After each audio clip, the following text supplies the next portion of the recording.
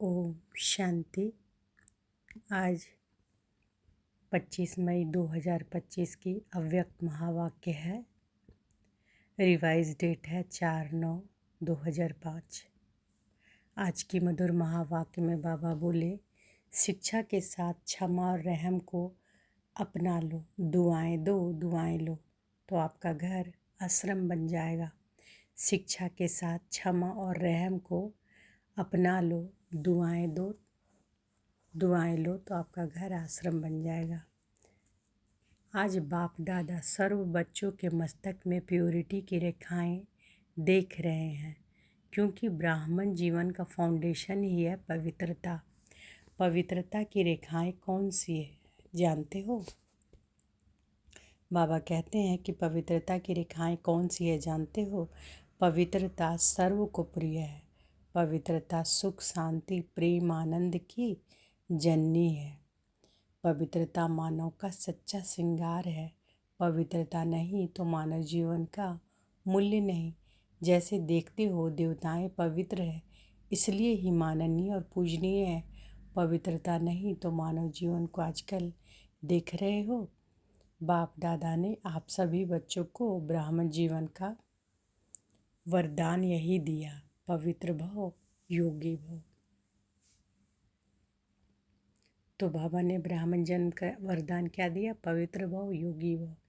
जिस आत्मा में पवित्रता है उसकी चाल चलन चेहरा चमकता है। इसलिए पवित्रता ही जीवन को श्रेष्ठ बनाने वाली है। वास्तव में आप सब बच्चों का आदि स्वरूप हुई पवित्रता है, अनादि स्वरूप भी पवित्रता है। ऐसी पवित्र आत्माओं की विशेषता उनके जीवन में सदा पवित्रता की पर्सनालिटी दिखाई देती है। तो बाबा क्या कहते हैं कि वास्तव में आप सब बच्चों की अनादि और आदि स्वरूप ही पवित्रता है। ऐसी पवित्र आत्माओं की विशेषताएं उनके जीवन में सदा पवित्रता की पर्सनालिटी दिखाई देती है। पवित्रता की रियलिटी, पवित्रता की रॉयल्टी चेहरे और चाल में दिखाई देती है। यह रेखाएं जीवन का श्रृंगार है, रियलिटी है। मैं अनादि आदि स्वरूप इस स्मृति से समर्थ बन जाता है। रॉयल्टी है, स्वयं भी स्वमान में और हर एक को सम्मान देकर चलने वाली पर्सनालिटी है। सदा संतुष्टता और प्रसन्नता, स्वयं भी संतुष्ट और अन्य को भी संतुष्ट करने वाले। पवित्रता से प्राप्तियां भी बहुत है। तो बाबा क्या कह रहे हैं कि पवित्रता की रियलिटी, पवित्रता की रॉयल्टी चेहरे और चाल में दिखाई देती है। यह रेखाएं जीवन का श्रृंगार है। रियलिटी है कि मैं अनादि आदि स्वरूप इस स्मृति से समर्थ बन जाता है। रॉयल्टी है, स्वयं भी स्वमान में और हर एक को सम्मान देकर चलने वाला। पर्सनालिटी है, सदा संतुष्टता और प्रसन्नता। तो रियलिटी क्या है कि मैं अनादि आदि स्वरूप इस स्मृति से समर्थ बन जाता है। रॉयल्टी है, स्वयं भी स्वमान में और हर एक को सम्मान देकर चलने वाला। पर्सनालिटी है, सदा संतुष्टता और प्रसन्नता, स्वयं भी संतुष्ट और अन्य को भी संतुष्ट करने वाला। तो रियलिटी, रॉयल्टी और पर्सनालिटी तीनों का बाबा क्या बता दिए ना। स्वयं भी संतुष्ट और अन्य को भी संतुष्ट करने वाले। पवित्रता से प्राप्तियां भी बहुत हैं। बाप दादा ने आप सभी बच्चों को क्या क्या प्राप्तियां कराई है वह जानते हो ना। कितने खजानों से भरपूर किया है।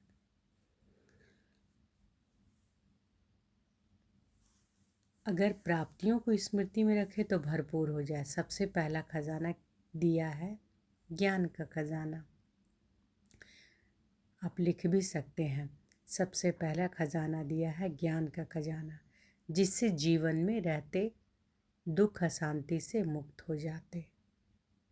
व्यर्थ संकल्प, निगेटिव संकल्प, विकल्प, विकर्म से मुक्त हो जाते हैं।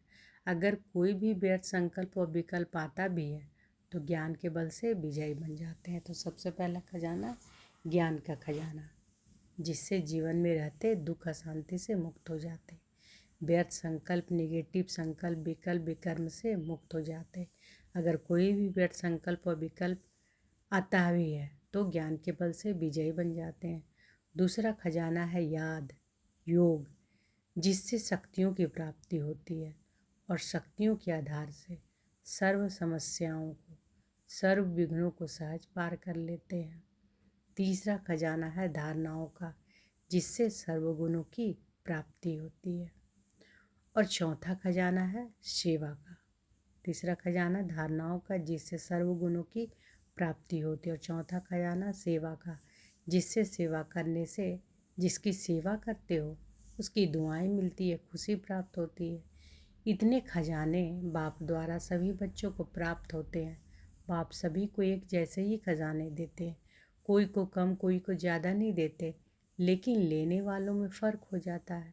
कोई बच्चे तो खजाने को प्राप्त कर खाते पीते मौज करते और फिर मौज में ख़त्म कर देते, और कोई बच्चे खाते पीते मौज करते जमा भी करते हैं, और कोई बच्चे कार्य में भी लगाते लेकिन बढ़ाते नहीं जाते हैं।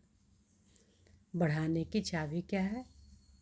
और क्या क्या बाबा बोले कि कोई खाते पीते मौज में ख़त्म कर देते, और कोई बच्चे खाते पीते मौज करते जमा भी करते, और कोई बच्चे कार्य में भी लगाते लेकिन बढ़ाते जाते। और बढ़ाने की चाबी क्या है? खजाने को स्व के प्रति और दूसरों के प्रति यूज करना। जो यूज करता है वह बढ़ाता है। तो अपने आप से पूछो कि यह विशेष खजाने जमा है, क्या कहेंगे? हाँ या थोड़ा थोड़ा? जिसके पास यह खजाने जमा है वह सदा भरपूर रहता है। देखो, कोई भी चीज़ भरपूर रहती है ना तो हलचल नहीं होती, अगर भरपूर नहीं होती तो हलचल होती है, हिलती है। कोई भी चीज़ को अगर पूरी रीति से भर नहीं दो तो वह हिलती है। तो यहाँ भी अगर सर्व खजानों से भरपूर नहीं है तो हलचल होती है।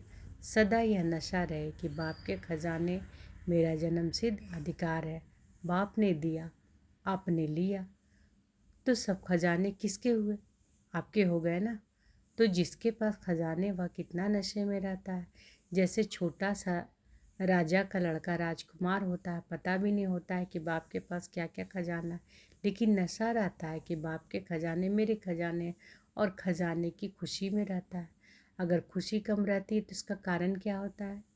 बाप ने तो खजाने दिए हैं, सुना, लेकिन एक है सुनने वाले, दूसरे हैं समाने वाले। जो समाने वाले हैं वह नशे में रहते हैं। आज नए नए बच्चे भी आए हैं। बाप दादा आप लकी बच्चों को आप सबके भाग्य की मुबारक दे रहे हैं।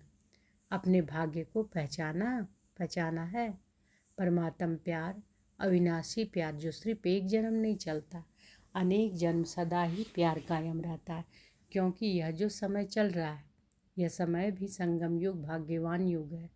सतयुग को भी भाग्यवान कहते हैं, लेकिन वर्तमान संगम युग का समय उससे भी भाग्यवान है। क्यों? इस संगम युग में ही बाप द्वारा अखंड भाग्य का वरदान वर्षा प्राप्त होता है। तो ऐसे संगम युग में भाग्यवान समय में आप सभी अपने भाग लेने के लिए पहुंच गए हो। बाप दादा बच्चों को बहुत एक सहज पुरुषार्थ की विधि सुनाते हैं। सहज चाहते हो ना, मुश्किल तो नहीं चाहते हो ना। इन बच्चों को, पुराने को तो भाग्य की सहज विधि मिली है ना। सबसे सहज और कुछ भी नहीं करना, सिर्फ एक बात करना। एक बात तो कर सकते हो ना, हाँ करो या ना करो, कहो हाँ जी। तो सबसे सहज विधि है अमृत वेले से लेके सबको जो भी मिले उससे दुआएं लो और दुआएं दो।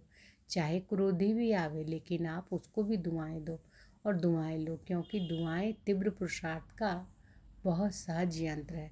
जैसे साइंस में रॉकेट है ना तो कितना जल्दी कार्य कर लेता है, ऐसे दुआएं देना और दुआएं लेना यह भी एक बहुत सहज साधन है आगे बढ़ने का। अमृत बेले बाप से सहज याद में दुआएं लो और सारा दिन दुआएं दो और दुआएं लो। यह कर सकते हो? बाबा कहते हैं कर सकते हो तो हाथ उठाओ। कोई बद्दुआ दे तो क्या करेंगे? आपको बार बार तंग करे तो? देखो, आप परमात्मा के बच्चे, दाता के बच्चे, दाता हो ना, मास्टर दाता हो तो दाता का क्या काम होता है? देना। तो सबसे अच्छी चीज़ है दुआएं देना। कैसा भी व्यक्ति हो लेकिन है तो आपका भाई बहन।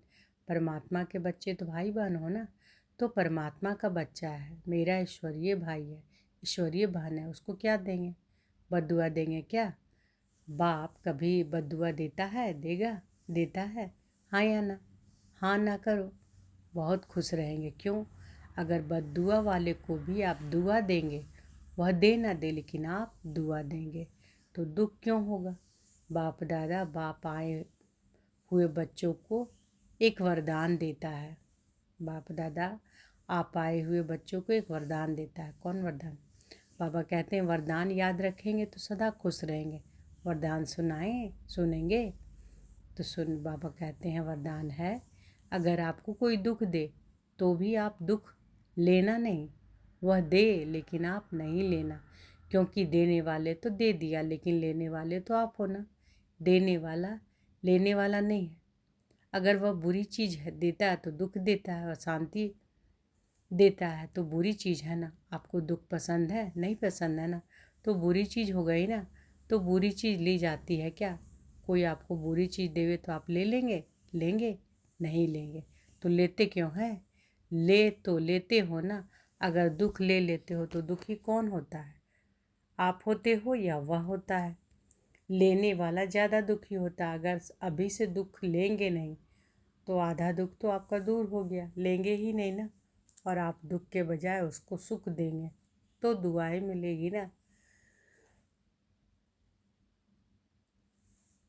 तो सुखी भी रहेंगे और दुआओं का खजाना भी भरपूर होता जाएगा। हर आत्मा से कैसी भी हो आप दुआएं लो, शुभ भावना शुभ कामना रखो। कभी कभी क्या होता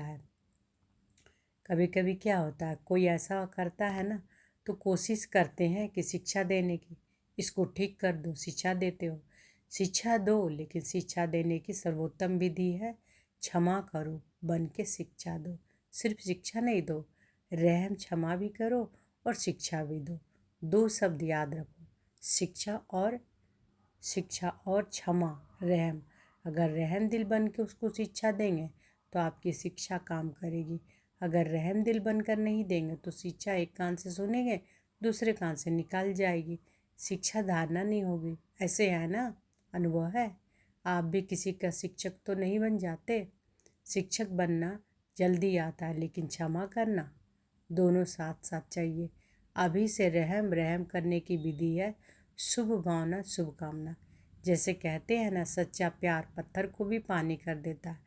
ऐसे ही क्षमा स्वरूप से शिक्षा देने से आपका कार्य जो चाहते हो या नहीं करे या नहीं हो, वह प्रत्यक्ष दिखाई देगा।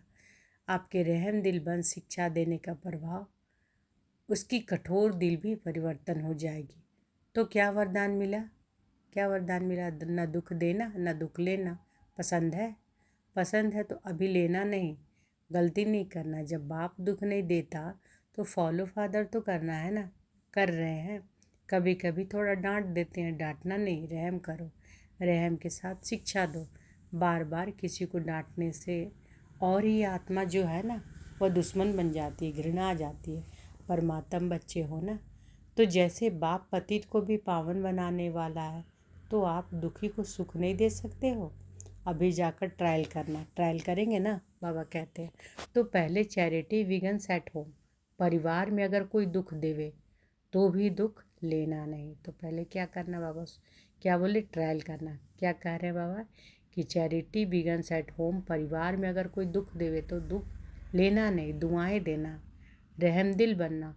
पहले घर वालों को करो, आपके घर का प्रभाव मोहल्ले में पड़ेगा, मोहल्ले का प्रभाव देश में पड़ेगा, देश का प्रभाव विश्व में पड़ेगा।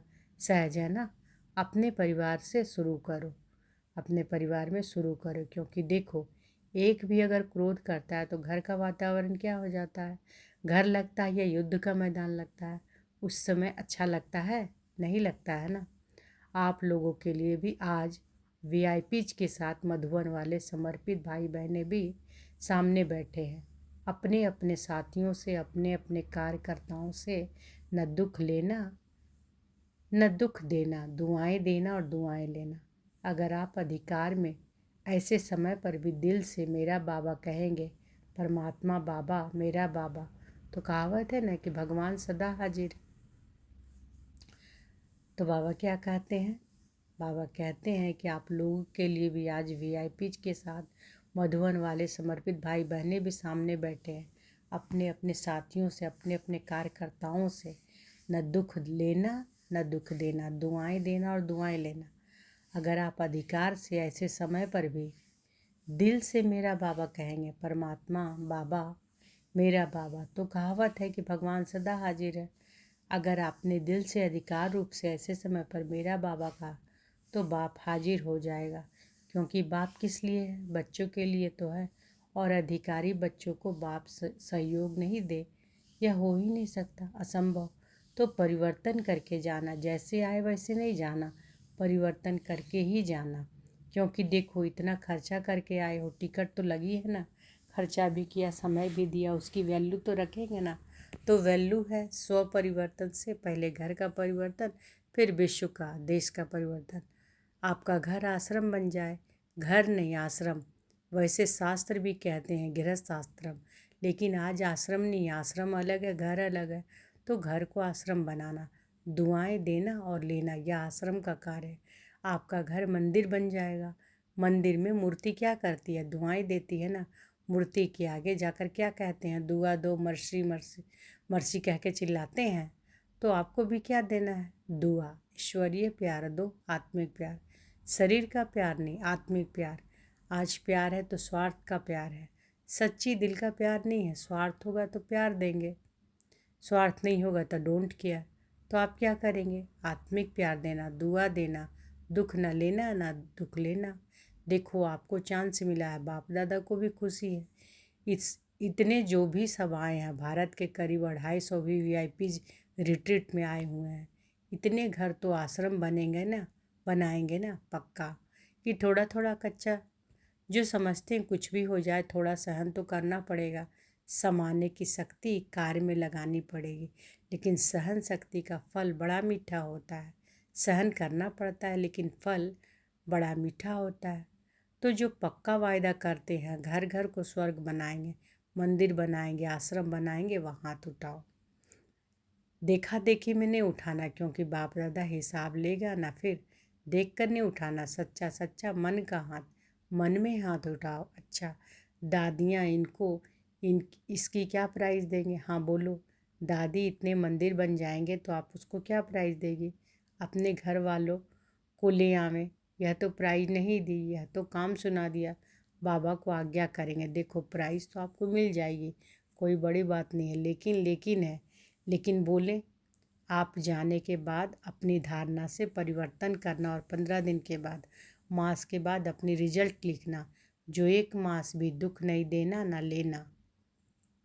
तो बाबा क्या कह रहे हैं कि आप जाने के बाद अपनी धारणा से परिवर्तन करना, और 15 दिन के बाद, मास के बाद अपनी रिजल्ट लिखना, है ना। 15 दिन के बाद, मास के बाद रिजल्ट लिखना। जो 1 मास भी दुख नहीं देगा ना देगा लेगा ना क्या, जो 1 मास भी दुख नहीं लेगा ना देगा लेगा देगा। तो बाबा क्या कह रहे हैं? 15 दिन के बाद और मास के बाद अपनी रिजल्ट लिखना है ना। कि जो 1 मास भी दुख नहीं लेगा ना देगा, उसको बहुत अच्छी प्राइज़ देंगे। अगर आप कहें आएंगे तो मुबारक है, अगर नहीं आ सकेंगे तो भी सेंटर पर भेजेंगे। अच्छा, चारों ओर के देश विदेश के बच्चों की याद बाप दादा को मिली है, चाहे फ़ोन द्वारा याद भेजी, चाहे पत्र द्वारा, चाहे दिल में याद किया है। तो बाप दादा सभी बच्चों को, चाहे भारत के चाहे विदेश के, रिटर्न में दुआएं और याद प्यार पदम गुना दे रहे हैं। चारों ओर के परमात्म प्यार के अधिकारी बच्चों को, चारों ओर सर्व खजानों से भरपूर निर्विघ्न निर्विकल्प निर्व्यर्थ संकल्प रहने वाली श्रेष्ठ आत्माओं को, साथ साथ सर्व परिवर्तन करने और कराने के उमंग उत्साह में उड़ने वाले बच्चों को, साथ साथ बाप दादा को सच्ची दिल का समाचार देने वाले सच्ची दिल वाले बच्चों को विशेष दिलाराम के रूप में, बाप के रूप में, शिक्षक के रूप में, सतगुरु के रूप में पदम गुना याद प्यार और नमस्ते। हम रूहानी बच्चों के रूहानी माता पिता बाप दादा को याद प्यार, गुड मॉर्निंग और नमस्ते नमस्ते नमस्ते। शुक्रिया बाबा, शुक्रिया। आज बाबा ने वरदान दिया है तो अनुभव करें कि बाबा का वरद हस्त हमारे सिर पर है और बाबा ने वरदान दिया। भटकती हुई आत्माओं को यथार्थ मंजिल दिखाने वाले चैतन्य लाइट माइट हाउस भव। भटकती हुई आत्माओं को यथार्थ मंजिल दिखाने वाले चैतन्य लाइट माइट हाउस भव। किसी भी भटकती हुई आत्मा को यथार्थ मंजिल दिखाने के लिए चैतन्य लाइट माइट हाउस बनो। इसके लिए दो बातें ध्यान पर रहे। एक, हर आत्मा की चाहना को परखना, जैसे योग्य डॉक्टर उसे कहा जाता है जो नब्ज को जानता है। ऐसे परखने की शक्ति को सदा यूज करना। दूसरा, सदा अपने पास सर्व खजानों को अनुभव कायम रखना।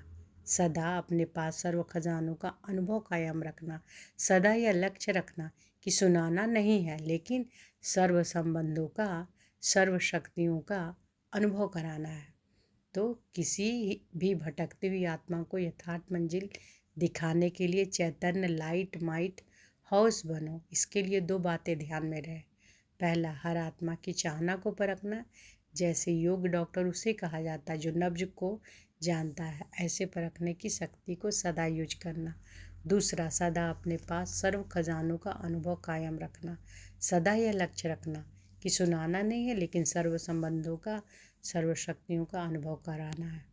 स्लोगन है, दूसरों की करेक्शन करने के बजाय एक बाप से ठीक कनेक्शन रखो। दूसरों की करेक्शन करने के बजाय एक बाप से ठीक कनेक्शन रखो।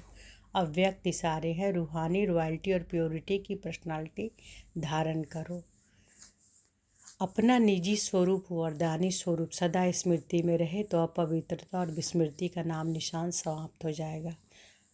अपना निजी स्वरूप व वरदानी स्वरूप सदा स्मृति में रहे तो अपवित्रता और विस्मृति का नाम निशान समाप्त हो जाएगा। विस्मृति व अपवित्रता क्या होती है? अब इसकी अविद्या होनी चाहिए, क्योंकि यह संस्कार व स्वरूप आपका नहीं है, बल्कि आपके पूर्व जन्म का था, है ना। अब अभी आप ब्राह्मण हो, ये तो शूद्रों के संस्कार व स्वरूप है। ऐसे अपने से भिन्न अर्थात दूसरे के संस्कार अनुभव होना, इसको कहा जाता है न्यारा और प्यारा। तो अव्यक्त इशारे में बाबा क्या बोले कि अपना निजी स्वरूप वरदानी स्वरूप सदा स्मृति में रहे तो अपवित्रता और विस्मृति का नाम निशान समाप्त हो जाएगा। विस्मृति व अपवित्रता क्या होती है? अब इसकी अविद्या होनी चाहिए, क्योंकि यह संस्कार व स्वरूप आपका नहीं है, बल्कि आपके पूर्व जन्म का था। अभी आप ब्राह्मण हो, ये तो शूद्रों के संस्कार व स्वरूप है। ऐसे अपने से भिन्न अर्थात दूसरे के संस्कार अनुभव होना, इसको कहा जाता है न्यारा और प्यारा। तो आज की मधुर महावाक्य में बाबा क्या बोले कि शिक्षा के साथ क्षमा और रहम को अपना लो, दुआएं दो, दुआएं लो, तो आपका घर क्या बन जाएगा? आश्रम बन जाएगा। और बाबा ने किन किन खजानों के बारे में बोला, क्या क्या बाबा ने खजाना दिया, खजानों से भरपूर किया, सबको एक जैसा दिया। पहला खजाना ज्ञान का, है ना। दूसरा याद योग का। तीसरा धारणाओं का, जिससे सर्वगुणों की प्राप्तियाँ होती है। और चौथा सेवा का, जिसकी सेवा करते उससे दुआएं मिलती है। अच्छा, शुक्रिया बाबा, शुक्रिया। ओम शांति।